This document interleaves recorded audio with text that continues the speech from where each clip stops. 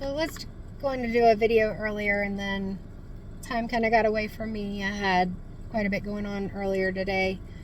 And then right as I was about to get out of the car to go in the house, I just kind of felt that there was an important message or thing to say. You know, I've had a couple of experiences recently where I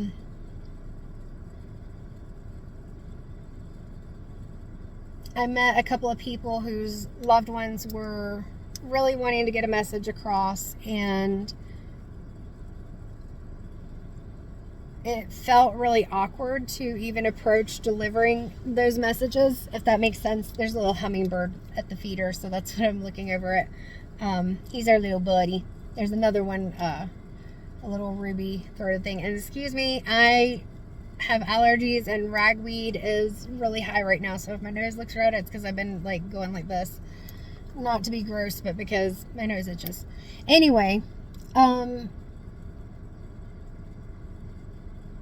a couple of people where their loved ones were wanting for me to connect with them, and when that happens, a message will come through, and it just keeps, like, I just keep hearing it and hearing it and hearing it. And even if I am like, oh, I don't, in my mind saying, I don't really want to say that, this is an awkward situation, I don't even know if I know this person, things like that. When Spirit wants to connect, they're going to let you know, and because they feel those messages are important. And in both situations, the message was to let the person know that, they're fine. They want for the other person to be at peace, the person that's still here on earth to be at peace, or the person that's still living to be at peace. And for both people, it was this understanding that from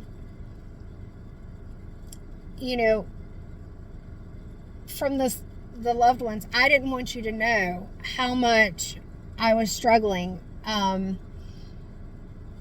or that things were difficult, because I didn't want for that to create another worry or another burden for you. And it just feels like it's important, especially since that message has come through for a couple of people that I've met twice this week, to go ahead and just share that on my profile, my page, because even when we're highly intuitive people, even when we connect with Spirit, we're in tune with our intuition. As I've said, everyone has intuition. It's harder sometimes to connect with our personal loved ones. For example, even with my mom who has passed, I don't hear her voice or get messages in the same way from her as I would for somebody else. And I don't know why that is, and some people may have the explanation, who knows.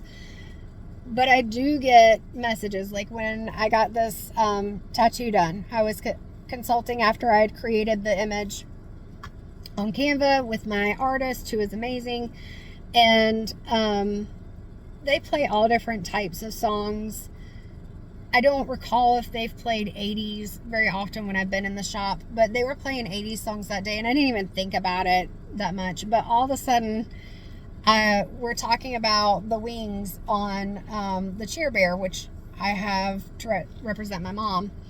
And the song, and this is going to age me, the song Cherish by Kool and the Gang, was one of my mom's favorite songs. She would play cassette tape, again, aging myself. She would play that song on the cassette tape over and over again. And Cherish is a song that's actually about cherishing people that we love before they pass. And that when they do pass, we cherish those memories. And we cherish those things about them. And so that song came on, and immediately my brain picked up on the fact that the song was playing, and I had tears coming down my eyes. I'm crying in the tattoo shop. And so for me, that was a direct message. There have been times when I've said, you know, Mom, I really need you. Especially there was a time in 2018 that was a really difficult time for me, and it was right around her birthday, and I was like, Mom, I really need you, and I'm struggling. And so her birthday was December 10th, and on December 11th of that year, I had let my dog outside, and I always went out with her, but I didn't have a fenced in backyard at the time. So in order for her to be able to run around, I had this long lead that I'd, you know, put on her leash. I didn't leave her outside on the lead. I need people to know that. But I would be out there with her and let her run around. But anyway, the marks in the snow from the lead looked like angel wings. And I'll actually go ahead and post that with this video. And it didn't make sense. You'll see. But it looks like these little angel wings. And then later that night, I was up in what was my craft room at the time, and I didn't have any mirrors in there. I didn't have any photos in there. And I just felt called to take a picture of the earrings I was wearing. They were newer to me. They were labradorite. So if you're familiar with labradorite, it has this, looks kind of grayish.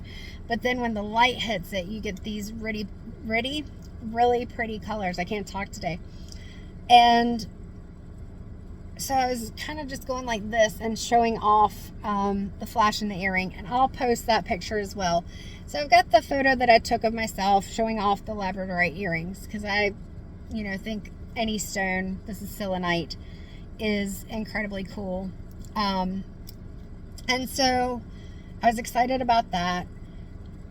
And then that night, so this is still December 11th, I was downstairs. I was on my iPad watching just different YouTube videos and things like that, just kind of mindlessly going through videos, scrolling through videos, whatever you want to say. And all of a sudden I came across this interview with Teresa Caputo, and I was like, okay, you know, I'll watch it. And so I start watching the video, and the interviewer asked her, so for those of us who aren't as connected with spirit, what are ways that we can know that spirit is around us? And Teresa, and this is all paraphrasing, I mean, this, like I said, this is about 2018. Teresa was saying, well, you know, now that there are smartphones, it's a lot easier, because if you take a picture, you can like zoom in and you may see orbs or different things like that, images, whatever. And for some reason, I just was like, yeah, that's true. I've had orbs in some of my photos before, you know, whatever. And I pull up the picture, for whatever reason, I pull up the picture of me from the earlier that evening, holding my earring like this and taking a picture of that labradorite earring. And I'm just looking at it before I zoom in, and I notice that there's something purple in the window behind my head. Now, the walls of the room were purple. My favorite colors are blue, purple, and pink, in that order. Blue's my favorite, then purple, then pink. So the room was purple, and so I thought, oh, it's just a reflection of the purple in the window. I zoom in, and it's my mom's face. My mom's face staring over my shoulder. And mind you, the day before I had said, Mom, I am really struggling. I am having a hard time. And, you know, that I really wished that she could be there, that I needed her at that point.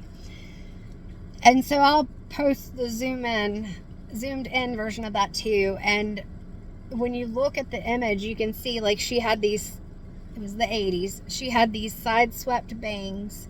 You can see her eyes, her nose, and her mouth with the hair coming down on either side.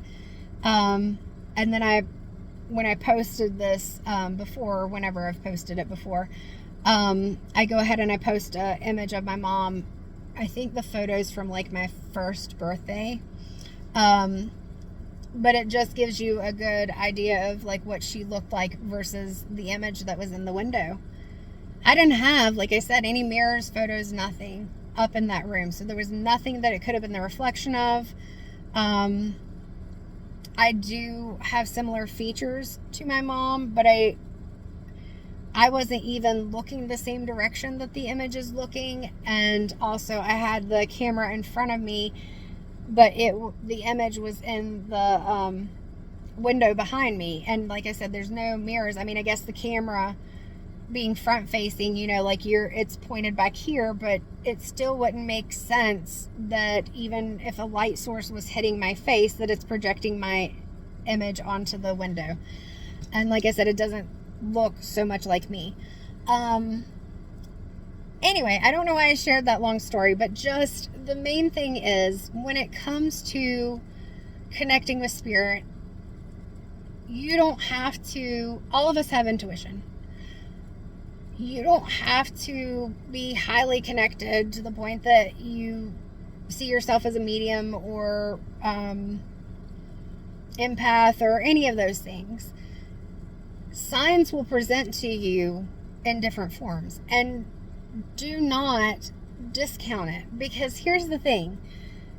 Some people see a cardinal and they're like, oh, that's my mom, or that's my aunt, that's my whatever. And then they think to themselves, well, it's just a cardinal. Or somebody else may say to them, oh, it's just a cardinal. But here's the thing. If your mind caught it and it created a feeling or connection for you, that's all you need. That's your sign. You don't have to have somebody necessarily give you the specific messages, because even when I connect with spirit, they're not always going to say what you want them to say. And they'll even tell you that sometimes. Like, for one person, they asked me a question and the answer was, you don't get to have all the answers. You don't get to get all the answers. You don't get to have all the answers. That's what I heard. And the person laughed, because apparently that's similar to something that the family member would say, why do you ask so many questions? You don't have to know all the answers. So they're not always going to say what you want for them to. And if you're missing these little signs and things like that, then you've missed the message. Not only that, but my point of reference for what is being communicated may be different than what you would expect from your loved one. So even for you, if you have a dream or something and it feels really real, maybe you even smell the cologne or perfume that the person wore when you woke up or whatever, and you're thinking, oh, it was just a dream. If it's meaningful to you, it's meaningful to you. Think back to the dream. It may have been random. Maybe it was just a hello. Maybe it was just I'm here, I'm doing fine, I'm whatever.